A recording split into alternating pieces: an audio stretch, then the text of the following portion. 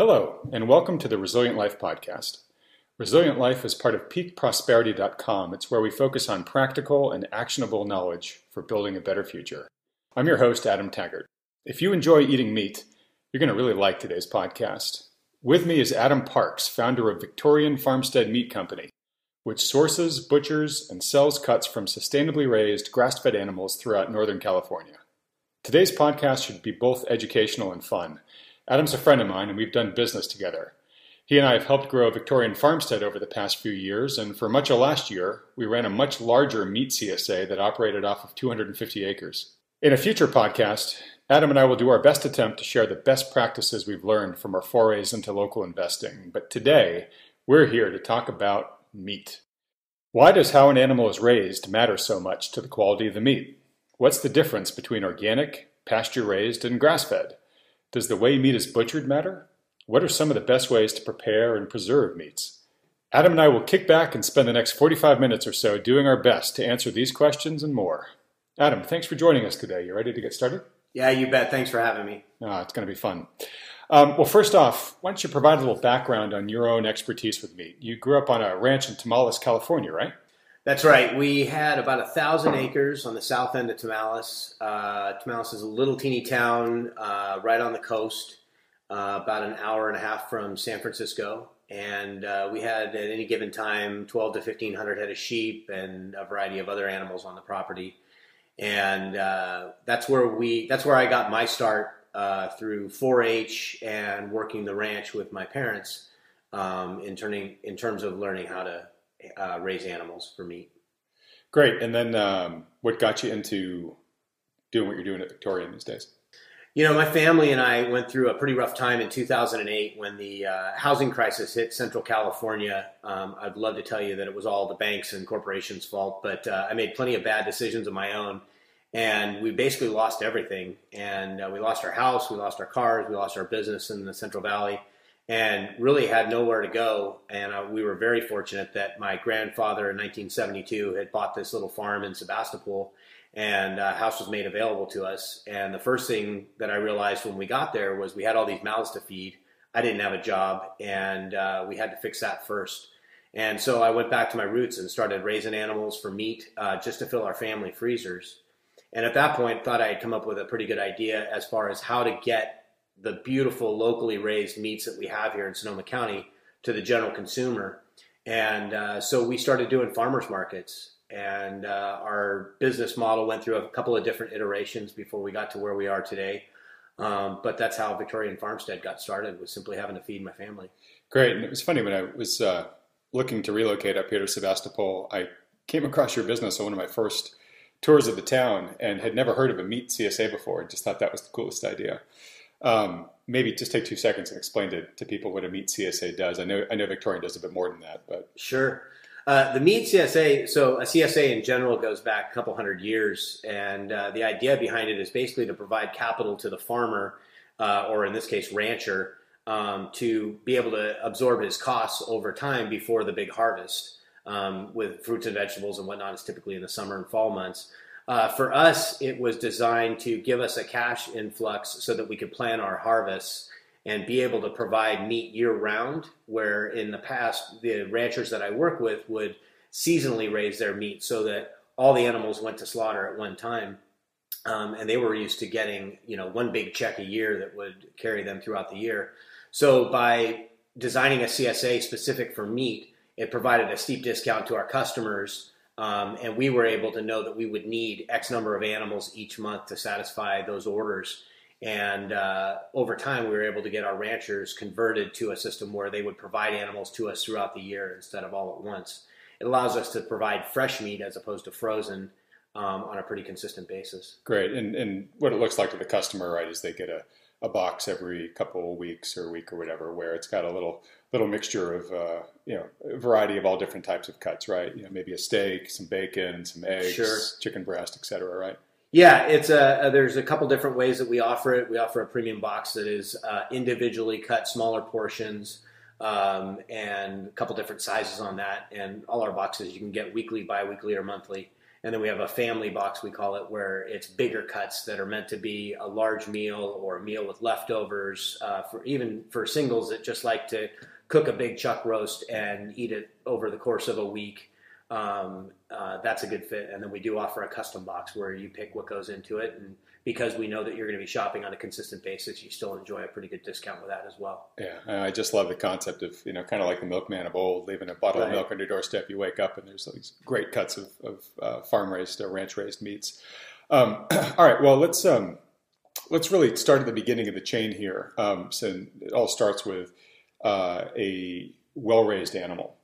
So let's talk about how you source for Victorian when you're looking for, to source the best kind of meat you can find. What are you looking for in the ranches out there that raise animals? I think there's a couple factors, and I don't really think about it a whole lot anymore because we're so selective in the ranches that we use. We don't change very often. I think the things that I look for are twofold. One is that they have to, quote unquote, live up to our standards. And that's not really a big challenge for the guys that we work with.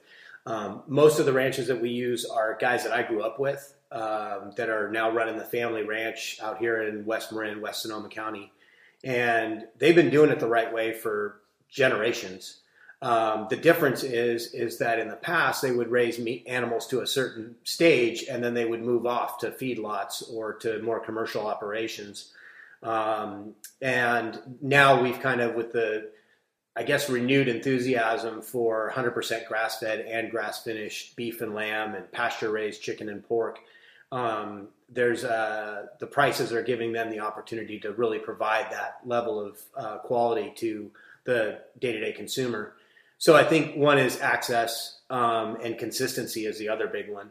And that's why we don't change producers very often or ranchers very often, is because I look at the way our business has grown and at the stage it is now, I need to have animals that are delivered to us on a consistent basis. For instance, our pig ranch, DG Langley in Petaluma, Pete Langley does an amazing job of making sure that we get consistent pork every single week. And I know that 2 hogs are going to show up at my butcher shop every week. They're going to be relatively uniform, relatively consistent. And I already know that they're raised well. So I don't even have to think about it anymore. Got it.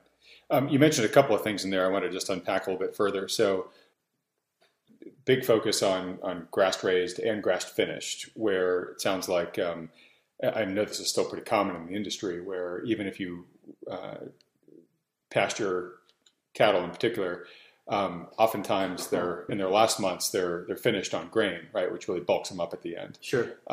There's lots of issues around that. We've had folks like Joel Salatin, come on podcasts in the past, and you and I had the pleasure of walking around the ranch that we worked on last year with Joel when he came out. I know that's a big part of what you look at in terms of the ranches that you work with, that it's that sort of pasture rotation model and all grass fed the entire life cycle of the animal. But first off, so kind of blanket, no grain fed animals, right? Is that pretty much as far as the ruminants go? Yeah. Yeah. As far as the beef and the lamb goes, there may be some organic alfalfa thrown in depending on the quality of the pasture. I think that's a big issue too. Is the ranchers that we use knowing how they treat their pasture? It's almost as important as how they treat their animals. The higher quality pasture you have, the higher quality meat you're going to get, and so that's a big consideration as well. But it's funny. I mean, with the as I said earlier, the renewed enthusiasm for pasture-raised meat. If you go so far as to look at Carl's Jr. commercial, and they'll advertise 100% grass-fed, or the first ever all-natural grass-fed burger. All beef is fed grass at some point in their life because every cow-calf operation, which is where the animal starts out, is done on pasture. There's no such thing, as far as I know, as far as a feedlot cow-calf operation. And then those cows, when they're weaned, are sent off to a feedlot where they're pumped full of antibiotics and hormones and grains. And it's like feeding a kid cotton candy on the couch. And so, it's easy to say, yes, we have grass-fed beef. Now you've got to figure out what it ate at the latter stages of its life when it goes through its biggest growth spurt. Great. So, what I'm taking from you is you would tell the average person, hey, if you're looking to eat really good, healthy, quality meat, look for grass-fed entire life cycle of the animal. Grass-fed and finished. That's the big buzzword. Finished. Yeah. Great. And then you mentioned a couple other terms, which I know people have sometimes a hard time differentiating amongst all of them. Grass-fed, grass-finished, we just talked about that, pasture-raised, and organic. And I know sometimes those mean different things with different animals, but can you unpack that a little bit just to help people understand what's meant by those terms? Yeah, so when you're talking about ruminants or beef and lamb in our case, you're looking for 100% grass-fed and finished meat. And so that pretty much takes care of beef. If they're fed, some alfalfa in the wintertime when the grass is lean, no problem there. Pasture raised, and unfortunately it sounds just like pasteurized, and so a lot of people will confuse that. It's a totally different thing. Pasture raised means the animals, to me, and there is no government designation for what this means. So you have to get to know your provider, your purveyor, and know that they know what they're talking about. For us, it's access to pasture in the sense that it's as good for the animal. So our pigs are all raised by Langley Farms out on pasture, depending on the season. It's not good for pigs to be out in a cold snap. And here we're really blessed in Northern California to have pretty consistent weather. So our cold snaps, it's not like we're in Minnesota or anything. But there are times when the pigs need to be inside because it's too cold outside for them. With the poultry, our chickens are raised outside year round. There's hoop houses for them to go in when it's inclement weather. But from the time they're 6-7 days old, they have access to being outside. It's great to think about chickens being out in lush green pasture, but really the pasture is best for them when either the grass is dried out and the seeds are coming out of the grass heads, because that is a grain source for them. And you can't raise chickens on pasture alone. They do get a non-GMO certified feed supplement that goes with the pasture, but letting them outside and actually having them outside, not just access to outside, but actually being outside is huge. That's where they develop their muscles. That's where they get the sunshine, which is so important for all of us for our health. It's not enough to say they have access to pasture or they have access to the outdoors. They actually have to use it. And if you give chickens the choice between being inside in a nice, warm, comfy barn and that's where all their feed and water is, they're just not going to go outside. Great. And then with organic, that's trickier, right? Because I understand it, has something to do with how the mother was actually fed before the calf was even born, or the animal was even born. Elaborate on that. There's two components to organic meat. With vegetables, it's pretty straightforward. I mean, if your property is, or your ranch or your farm is certified organic, whatever you pull out of the ground is going to be certified organic. With meat, it's much more complex. There is regulations as to the generations that have to be organic in order for the animal to be certified organic. I believe it's 2 generations. The mother and father would have to be certified organic for the animals to be certified organic. Then the land has to be certified organic. The biggest one is the butcher or the slaughter facility and the butcher shop both have to be certified organic. So in our case at Victorian Farmstead, all of our animals are raised organically. They're fed feed that would qualify as organic feed. They're raised on properties that would qualify as organic properties. We're just not certified, and the reason is because we don't have access to an organic slaughter facility or an organic butcher shop. And quite honestly, I'm not sure I would pay the extra money to have it certified organic, even if we did, because it is so costly. I know that the animals are being raised the right way. I know that they're being fed the right way. And I think if you ask my customers, they will tell you that after coming out to our farm and visiting us and seeing the animals and taking tours of the various ranches that we use, they trust that those animals are being well raised, well cared for, and well fed, and they don't need to pay the extra for the organic stamp on the package. Great. A few really interesting points raised there. So for organic, if I heard you correctly, not only does the land have to be organic that the animals are raised on, but the animal itself has to be fed organic inputs the entire time, and the animal's parents have to have been fed organic inputs the entire time they were alive before the calf or animal was conceived, to be declared an organic animal. And then it has to go to an organic slaughterhouse and butchering facility that are both designated organic for it to be truly organic beef, if you will.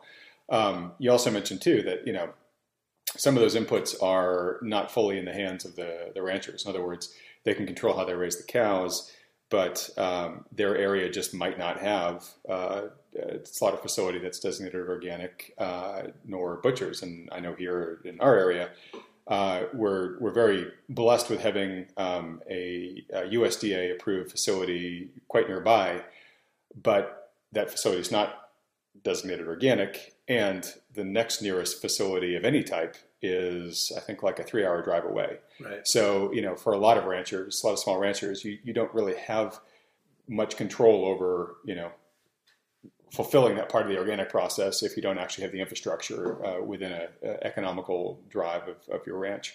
So that's a good segue going from, okay, what do you look for in the farms and the animals, to the next part in the chain here, which is slaughtering. We don't need to spend a ton of time on this, but it is important how the animals are slaughtered.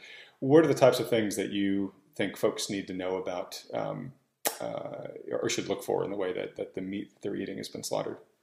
It's a pretty short topic because we don't have a lot of options. Anytime you are selling meat to the general public, it has to be slaughtered USDA. And that means it's done under the inspection of a USDA inspector. And so you're limited to what's available in your area in terms of the slaughter.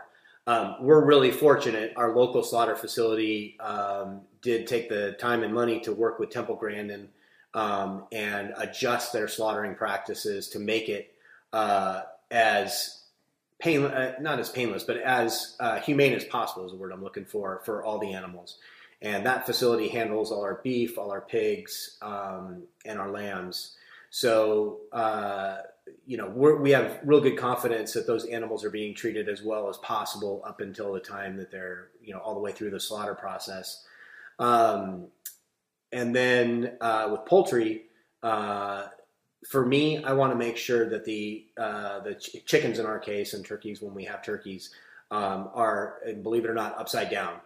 That's when they're at their calmest. There's also the old joke about, the farmer whacking off the chicken's head with an axe and the chicken running around without its head. And we all have heard countless jokes about that. The reality of it is it's the worst way to kill a chicken for a couple of reasons.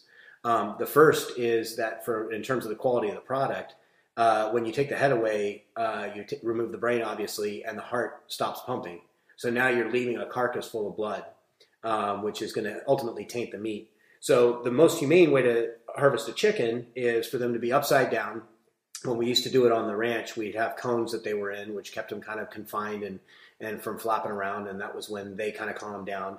And we just nick the either side of their neck, and they bleed out. And that is in my opinion, the most humane way to do it. There's all kinds of other ways that people do it with, I call them gas chambers, but they're, taking away the oxygen and You suffocate the bird. Yeah. And there's arguments to be made for, all these different ways, but from what I've seen in my experience and from slaughtering, several thousand chickens in my lifetime, that is the best way to do it. Well, I think guys like Joel Salatin would agree with you, and he's certainly got plenty of videos up on YouTube actually showing people how to do it. You mentioned a couple of things there that I just want to explore into just a little bit more too. So in areas like ours, where there's lots of small farms and there's a big focus on sustainable farming, you have to take your animals in bulk to the slaughterhouse, which you just talked about. But there is a lot of activism at the local level to allow small ranchers to do slaughter on their own properties. And, lots of back and forth at the county level in terms of permits and people who don't want animals slaughtered in their backyards, and certainly the animal rights people have had a very strong voice there, as they should. But it's certainly an economical and I think probably the most humane way to slaughter the animal, where it's actually being slaughtered where it lives. It's not being shoved into some car and taken to some foreign place. And I know just recently the county next to ours just approved a mobile slaughter facility where you can basically, have somebody come to your property and set up, and for a certain number of animals, they can process them on your ranch that day. I just bring this up because it's I think it's something that increases local resiliency. It's better for the animals. It's better for the farmer. It's sort of something that most everybody wants. It's just not necessarily approved in many counties around the country, and it's something that people listening could become advocates for in their own areas if it's something that they value having there. Certainly, I'm sure some of the local farmers would love to. Yeah, it's a tough one to crack at the county level because there's so much misinformation about it, and NIMBYism tends to rule the day. And I think what people don't understand about it is nobody is interested in setting up a slaughter facility as a tourist attraction. What we're looking for is the ability to process animals on the farm that they're raised on or nearby, because it's so much better for the animal. The less time they spend in the back of a truck, the better. It reduces their stress level, it reduces the endorphins and adrenaline that's pumped through the meat, and that ultimately affects the end product to the consumer. And you won't find any ranchers that are looking to put it right on their neighbor's property line. That's just not nobody wants to see this, but it is an important part of the process. And the less stressful we can make it for the animals, the less costly we can make it for the rancher, the more people will have access to, this type of meat, which is what we should all be eating. Right. Great. So again, for folks listening, source animals from the types of farms and ranches that Adam's described. Secondly, make sure that the meat's been slaughtered at a USDA facility or at an approved local ranch, perhaps through one of these mobile units. And I'll be really transparent too. I raise a couple of pigs, a couple of lambs on my property. I generally don't send them off to a big processing facility. I bring a local slaughter expert in the county here just because we're doing this for our own food. And it's, I always make myself be present and participate in the whole process. And as Adam said, it's not something you're going to sell tickets for or would ever want to, but it's part of the circle of life. If you're going to be eating your own food, it's kind of owning that from beginning to end.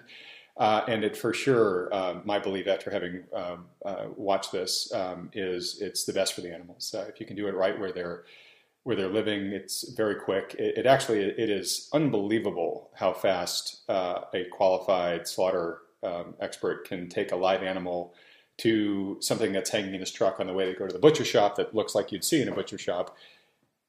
That's minutes per animal, from breathing animal to hanging carcass. It's a precision.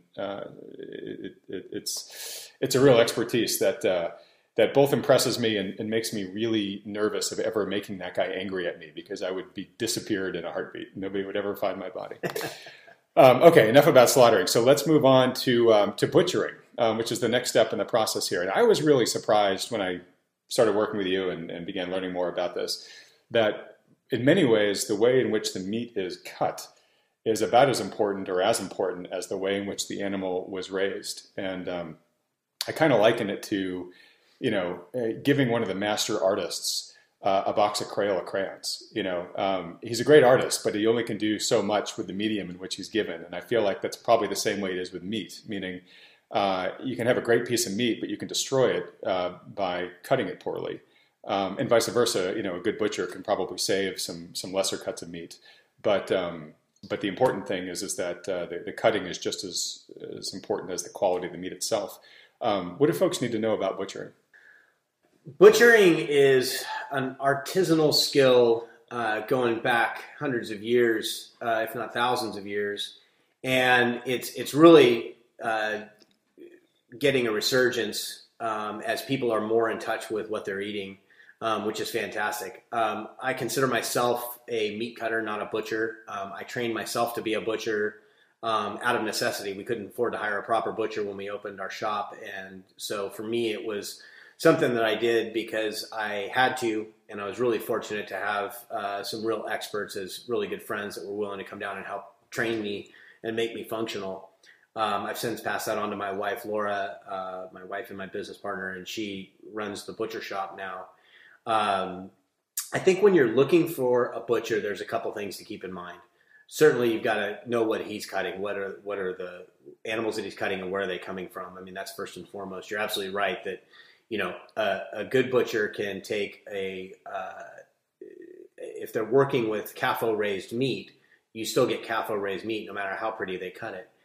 The other thing that we look for and that we're becoming well known for is everybody talks these days about nose to tail eating. And so a good butcher is going to be super concerned with using the entire animal. Now, if you're talking with your local butcher and they're buying their meat in boxes, it doesn't mean that it's necessarily bad. But if you can find a whole animal butcher, you're pretty likely to be finding somebody that has the same values that you do about how you eat.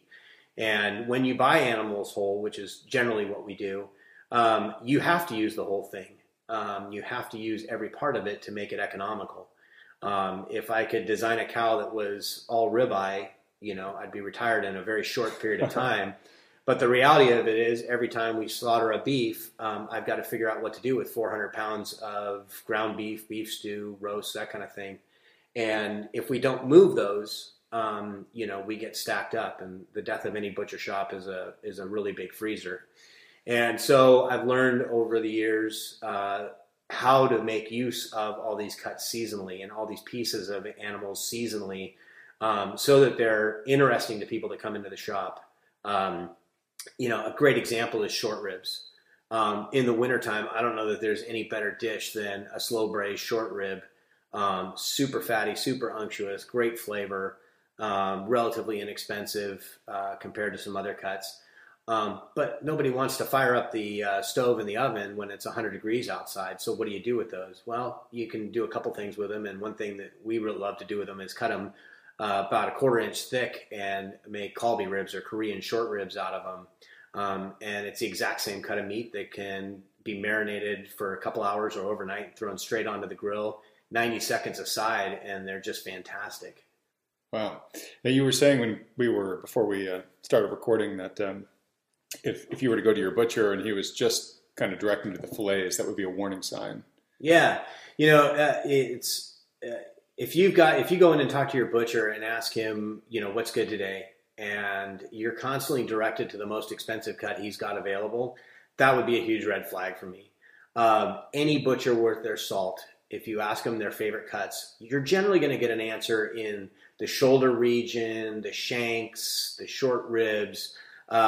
Those are where all the flavor is. Anytime you have a cut that is well muscled but well marbled and a lot of connective tissue, most butchers are going to prefer a slow braise to a grill every time, because you get so much more flavor out of it. And the good news is those are also the less expensive cuts of meat. A great example is the other night we were sitting around and I realized that I'd never cooked a pork cheek before. And we've got them, we sell them, and I figured it was high time. So I went and grabbed a half dozen pork cheeks out. And, with 5 minutes of trimming, I made this killer pork cheek ragu that my family went nuts over. And I'd never made it before. It wasn't any, great feat or anything like that. It was just, I decided it was time I learned to cook it and see what I had. And so we went ahead and did it, and it had a ton of flavor. It's a cut that you won't find in a normal butcher shop. You'd probably have to ask for. Yeah, and it's interesting. You talk about the whole animal, snout to tail, whatever they call the movement. Certainly better on a whole variety of dimensions for us if we can, be efficient and eat the entire animal. And it does require us getting familiar with lots of cuts and parts of the animal that we don't normally see in the traditional grocery store. And part of that requires some effort on our part as consumers to seek that out and to actually be excited to experiment. So just like you and your family did with the pork cheek, some of the best for you parts of the animal are the organ meats, right? Sure. But I remember working with you. Offal is it's as often called offal, OFFAL, and it's one of the least desired parts of the animal by the average American because they're just squeamish, right? Oh my gosh, that's the organs of the animal, forget it. And I remember you and I going to a dinner here locally supporting local agriculture and kind of this whole, use the entire part of the vegetable or use the entire part of the animal. And it was at a really nice local restaurant here, and I think I remember correctly, right? It was a pig spleen mousse. Yeah, pork spleen mousse. Pork spleen mousse. And I remember it really took me, a minute to compose myself and screw up my courage to put that first spoonful in my mouth, but it was amazing. Yeah. And I think for me, that really is sort of my best personal experience of how being a little bit open-minded here can expose yourself to some marvelous parts of the animal that, most of us are completely ignorant of because we just know the hero cuts, which, we see at the Safeway grocery store aisle. Yeah, that was a truly remarkable dish. It just goes to prove that if you add cream and brandy to anything, it's going to be super palatable. It's more involved than that, and the chef that cooked that particular meal is renowned for that kind of cooking. But you're absolutely right. I mean, we take for granted the availability of, as you called them, the hero cuts, which I'm going to steal because that's a great line. But using some of those nutrient-dense organ meats can do so much for your health. It's the equivalent of taking a commercially made multivitamin. We do a thing in our shop now. It was actually named by one of our customers that asked for it, called Boost, and it's 90% ground beef, 10% ground beef liver, and it's a great product because you can't taste the liver in it. So it's a great way to. I don't like liver. Never have. I can eat a chicken liver pate and whatnot again with the cream and brandy and anything. But I think if you're squeamish about eating organ meats, there's a lot of ways to get it into your diet without having to deal with what it actually is. Right. Start with 100% of the organ. Right? Yeah, exactly. Everybody's got horror stories about grandma or mom cooking the shoe leather liver with tons of bacon and onions and it still sucked. So. It doesn't have to be that way. And I think, nowadays recipes are so easy to come by with, the internet and Google and whatnot that you're almost doing yourself a disservice if you don't, try some new things. Great. All right. Well, we're kind of already getting in there, but let's segue into the cuts themselves. And let's mostly focus on the big three, beef, pork, and chicken. Sure. And if we can squeeze anything in about lamb, feel free. Extra credit for that one. So, yes, there's a big animal there. There's lots of parts to it, but very generally, what are some of the things with beef, I guess, that you think folks should know about? Yes, everybody knows what a fillet is, and we've mentioned there's some of these lesser known ones. What are some of the things that you like to focus people on who maybe came in for something very common, but you're encouraging them to look at something else? Sure. I think first we can probably talk about the big elephant in the room that everybody's sitting at home going, why haven't we addressed it yet? And that is the cost. I think, people get real big sticker shock when they think about grass. They assume it's going to be super expensive. It is more expensive to raise animals properly and to raise them the way that our ranchers do. And that has to do mostly with the land costs. Everybody says, well, you're just feeding them grass. Why isn't it cheaper than grain fed? You're not paying for any inputs. Well, it's a lot more land. I mean, exponentially more land than a feedlot. It requires a lot more land. Yeah, it requires a lot more land to feed the animals, and it requires a lot more labor. There's not a lot of mechanization to moving cows from pasture to pasture, pigs from paddock to paddock. And so the expense is wholly justified, and I never, ever apologize for it. And not to mention that, the grain industry is heavily subsidized by the government. Sure. So it's actually more expensive than it seems. Yeah, anybody wants to subsidize our ranchers, they'll be happy to come pick up a check. But so I think that, yes, it can be more expensive. A lot of it depends on paying attention to your budget. I talk to people at the farmers markets for years now about, hey, don't worry about what it costs. Give me a budget. How many people are you feeding and how much do you have to spend? And I can put together a great meal for you.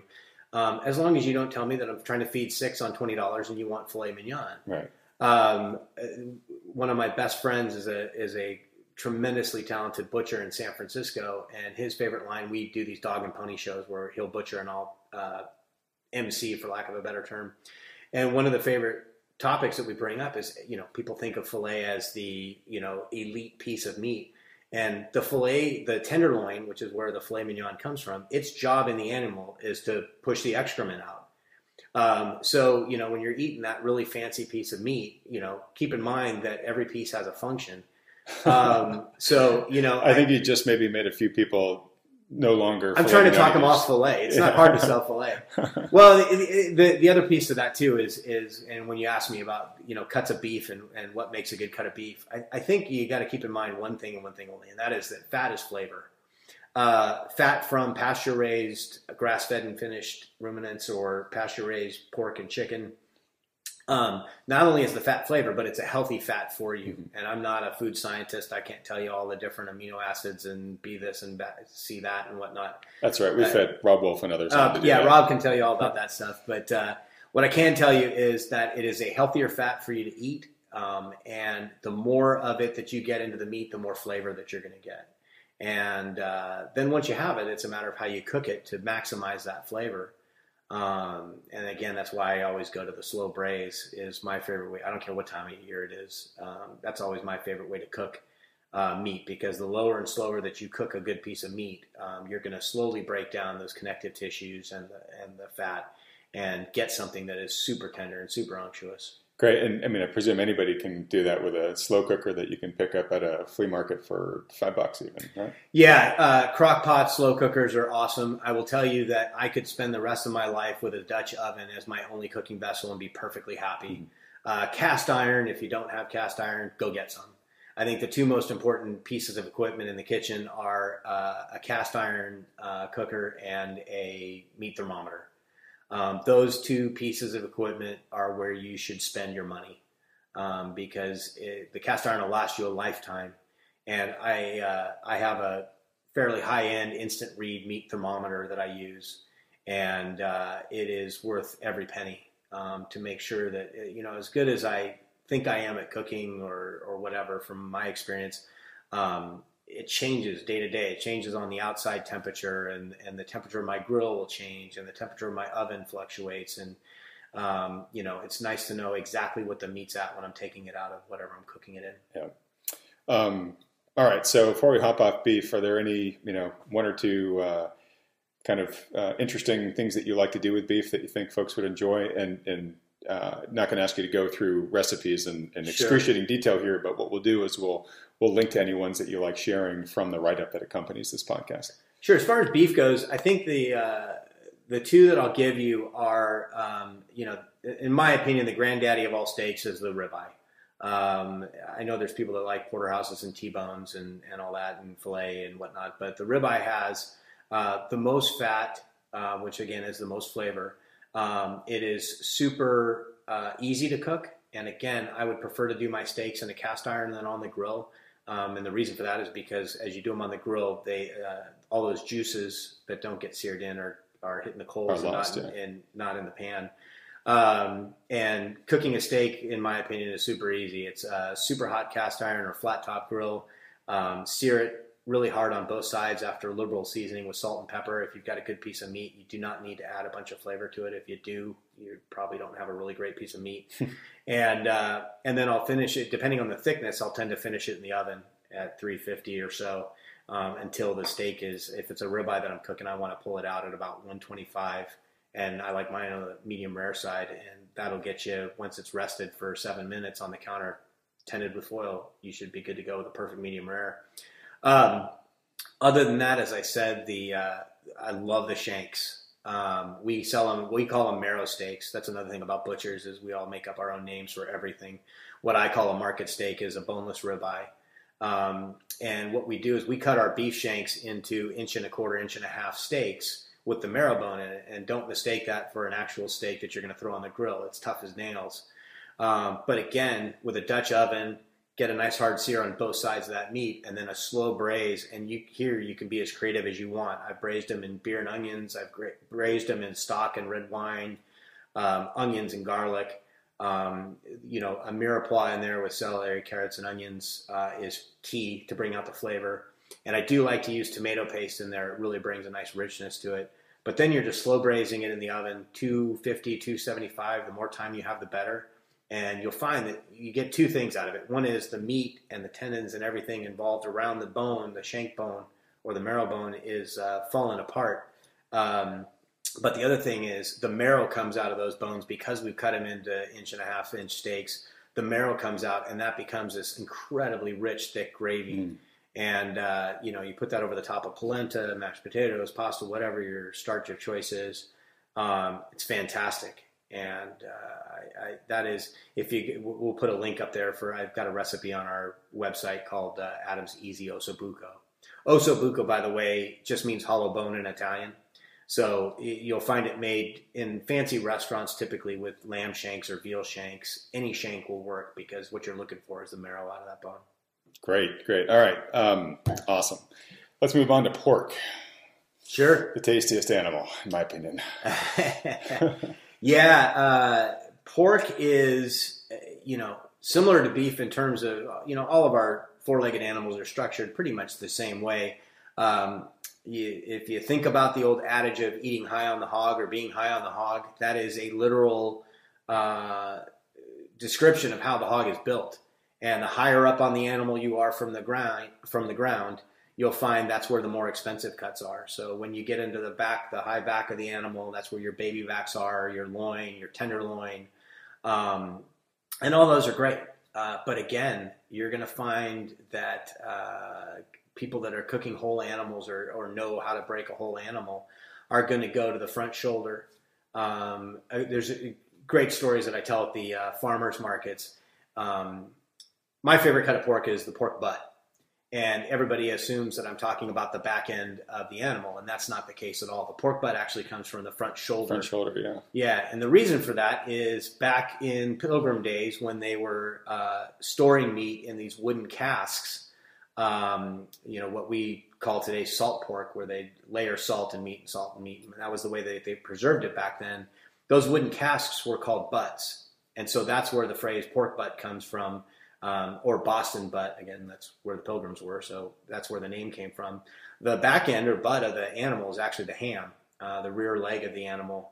And again, you've got a lot of connective tissue in there. You've got a lot of flavor in there. And that's why if you get a really nice juicy ham, came off a really nice juicy hog. I love cooking whole hogs. We do them for events over the summer and spring months quite a bit. And the best pieces of that are always going to be the front shoulder and the belly. And the belly doesn't have to go to bacon. It does a lot of times, but braised pork belly is one of the most delicious things you can pull off a pig for sure.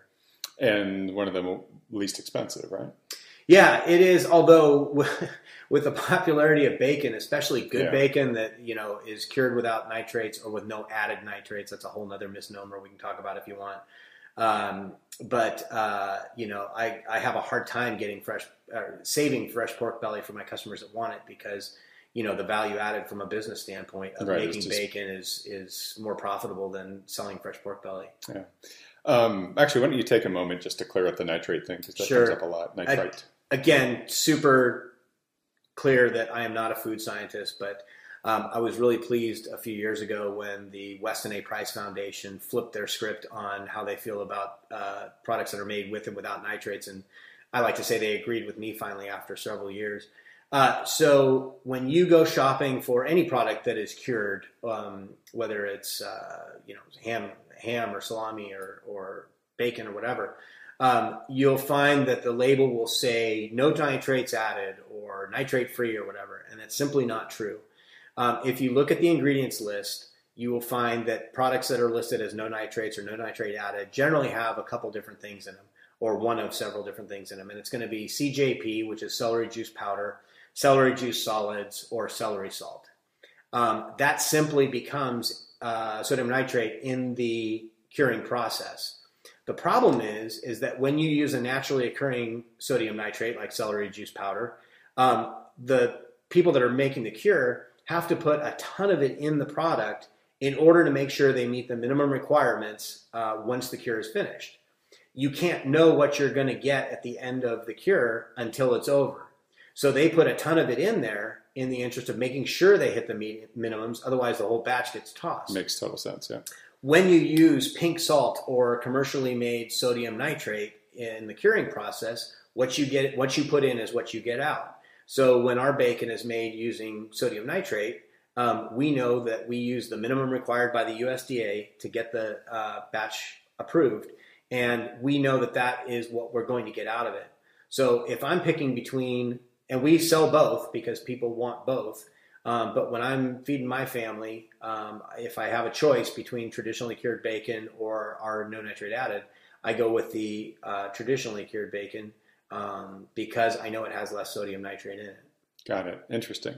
And hey, real quick, I know that around here, for the farms that you source from, and same as the pigs that we raise on my property, that we're raising, what are called heritage breeds, which are breeds that have been around for a long time. Hundreds of years. Does that matter? I mean, what would you recommend somebody if they actually have a choice of what to look for in the type of pig they're getting? Pork pork of all the animals is the most susceptible to the flavors of both the meat and what they eat. You can dramatically change the flavor of pork based on what the animal is eating in the last month and a half of its before it's harvested. Heritage breeds are great, and they can be very specific in terms of what the genetic properties are of that meat once it's harvested and hung. My favorite pork is a Berkshire Duroc cross. Both are heritage breeds, and the guy that raises our pork for us, that's his preferred combination. And you get a very nice quality of fat with pork. We always joke that you pay for the fat, we give you the meat for free. The fat is really, again, where the flavor's at. And so I want a nice balance of fat to meat, but I want the fat to be super flavorful. And so the Berk Duroc Cross, to me, does a great job of that. There's all kinds of farms out there that are specializing in different breeds, Mangalistas, English Old or Gloucester Old Spots, and they all have their great qualities. So, if you have the time and the ability and the availability of trying all these different, very heritage specific breeds, that's awesome. For me, for a business standpoint, I need consistency, and so that's why we go with a crossbred pig that gives us the best of both worlds. Great, got it, totally got it. That's really helpful. Thanks. Real quick, you mentioned the pork cheeks you made earlier. Yeah. Any other one or two, standout pork recipes that you want to flag for folks here? Yeah, I think you brought up the crock pot or the slow cooker earlier, and I think that the simplest thing you can do is if you get your hands on a nice 2.5-3 pound pork butt roast, boneless, if you throw that in a bed of onions in your slow cooker and put in half a bottle of red wine and the same amount of barbecue sauce, whether you make it yourself or buy store-bought brand, and turn that on to high and come back 6 hours later, it makes a killer pulled pork. There's no thought to it. You can make it before you leave for work in the morning and come back and you got a killer meal at home. Also is better the next day, in my opinion. The flavors marry overnight and you get that fat mixed in. And when you heat it up the next day, it's just even better than the first day. All right, great. All right, so in our last couple of minutes, let's try to do chicken some justice. Sure. So chickens, again, what to look for. Yeah, it's funny because we recently lowered prices on our chicken with the exception of 2 cuts, and that was the boneless, skinless breast and the bone-in thighs. Those are the most popular cuts of chicken. And boneless, skinless breasts I get it, they're super convenient. You can do a million different things with it. It's also, in my humble opinion, the worst way to eat chicken because you've just taken all the good stuff, all the good parts of chicken away from this piece of meat. I think that pasture-raised chicken is going to have more texture, more tooth, what we call it, to the meat. And I had a journalist write an article about us a few years back, and she said she couldn't put her finger on it. It just tasted more chickenier. Chicken is my favorite thing we do. I think it's the biggest difference between what you can buy in your local Mega Mart and what we do is chicken. And I have a friend that used to joke with me all the time because when I lived in the city and the country club lifestyle and all that kind of stuff. And I used to wait for chicken quarters, leg and drumstick and thigh to go on sale at 99 cents a pound. And I'd fill my freezer with this CAFO raised crap. And now we're, selling chicken quarters for $8.50 a pound and can't keep them in. Cooking wise, man, there's nothing better than just a whole roasted chicken, salt and pepper. If you want to add a little garlic salt to it, don't stuff it. And this goes for your Thanksgiving turkeys too. I hate the idea of stuffing it with any kind of a bread or rice stuffing because basically you're just putting a giant sponge into the cavity of something you're desperately trying to keep super juicy. If you want to throw whatever herbs are dying in the bottom of your fridge, half an onion, half a lemon or something into the cavity to add a little flavor, that's a great idea. You want to do it if you want to do it quick, butterflying a chicken will cook really quickly, about half the time. And that's simple as taking that heavy pair of kitchen shears that you've got in the bottom of your junk drawer that you never knew what to do with, and snipping up each side of the backbone. And then the other critical piece to it is when you lay that open, you'll see kind of a purple T shaped bone right in the center of on either side of the breast. And right above that is the wishbone. And if you just snip that wishbone, the bird will lay perfectly flat. And now you can season it up. When we do it, if we're doing it in the oven, we put it on a cake cooling rack and a lipped cookie sheet and throw it in there. You can also do it over a bed of root vegetables. And that's a great way to cook it because you're letting those juices drip down on your vegetables. It's going to make the vegetables taste incredible. And it's a great rack to use as opposed to a metal rack in your oven. Throw a little wine, a little garlic, a little onions under those root vegetables, and you got your side dish and your protein all done all at once. All right. Amazing. And I am starving after hearing about that. So I think we're going to have Lamb wait for next time we have you back on. But thank you so much, Adam, for I think it was a really great education in what to look for in meats, locally raised meats. And hopefully people listening to this are inspired to go out there, have a much more informed discussion with their butcher the next time they're at the grocery store, and hopefully take home some new cuts to them and maybe use some of the recipes that we're going to put up along with this podcast. But thank you. And one thing I just wanted to sort of editorialize on as we're closing here, you mentioned earlier, it takes a lot more pasture land to raise a grass-fed animal, and it does. And that's one of the reasons why the prices are higher. But as you and I have done a lot of talking and education to folks about over the past couple of years, the price differential is not what it was. Right. In other words, it's becoming more competitive. And the reason it's becoming more competitive is largely because of consumer demand, right? And that consumers are willing to pay a bit more, which then provides the economic ability for these ranchers to go out there and raise the animals the way that consumers are interested in eating them.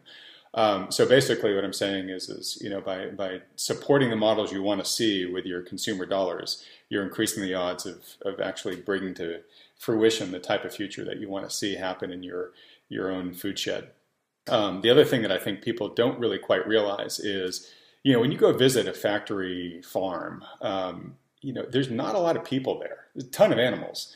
But there's not a lot of people there. And, one of the reasons why it's cheaper is, yes, the grain is subsidized and whatnot. But another reason why it's cheaper is you mentioned mechanization. And it just requires a lot fewer people when you have the animals densely packed into these areas. And, of course, there's all sorts of health issues for the animals and quality of life issues and all sorts of reasons why, you can make an argument that's not a very good thing.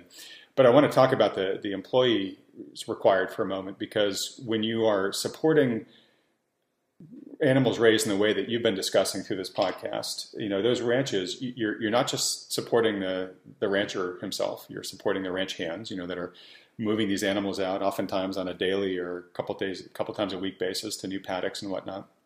You're supporting the slaughterhouse, the slaughter facility. We talked about that. You're supporting the local butcher. You're supporting the packers and the drivers. You're supporting the people who are selling these things at farmers markets. You're really supporting a local ecosystem in your local economy. And I just want to make sure that people's eyes are open to that when you're spending those dollars to feed yourself and your family the higher quality meat that you want, it's not only just a good thing for you, but it's a really good thing for your community. Both you're providing jobs for people and keeping the local economy strong, but again, you're supporting the economic model for sustainable food production. And the more dollars that go that way, the more that part of the industry can begin to recognize economies of scale, and those prices will come down. They may never reach parity, certainly not with the mechanization and the subsidies in place, but it's going to get an awful lot closer. And again, the whole, I know something that's really important to Adam and myself as well is food access, is being able to provide anybody who wants with access to high quality food. So in closing, Adam, anything else you want to say? I think the two biggest things to keep in mind when you're looking to change or improve how you purchase meat is twofold. One is, if you cannot visit the farm the animal was raised on, you probably shouldn't buy it. And that probably goes, I mean, look, I love the 2 tacos for 99 cents at Jack in the Box. Fair, let's just get the cards on the table. It's just not food. You want to be able to see the farms and how the animals are raised. And so if you can do that, you can probably feel pretty confident in the meat that you're buying.